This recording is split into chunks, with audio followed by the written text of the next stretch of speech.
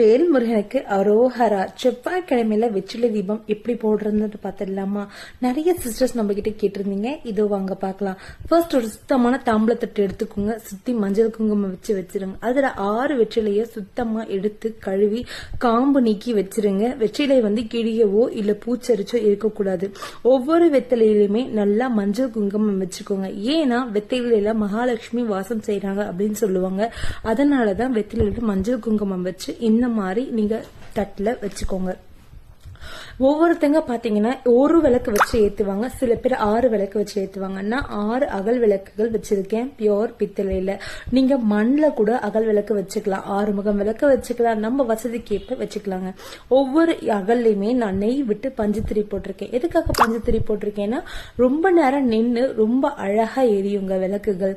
அதனால பஞ்சுத்திரி போட்டிருக்கேன். இப்ப நான் சுத்தி பூ வச்சாச்சு. சோ நம்ம ஒரு பூவை கூட வைக்கலாம், இல்லைன்னா இந்த மாதிரி கூட வைக்கலாங்க. இப்ப நம்ம வெற்றிலை தீபம் ஏற்றிடலாம் வாங்க.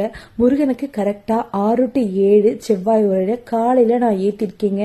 இவ்வளவு காலையில என்னால முடியாதுன்றாங்க. மதியம் 1 to 2 நான் வேலைக்கு போறேங்க, நான் ஈவினிங் தான் வருவேன் அப்படின்றவங்க நைட் 8 to 9 ஏத்திக்கலாம்.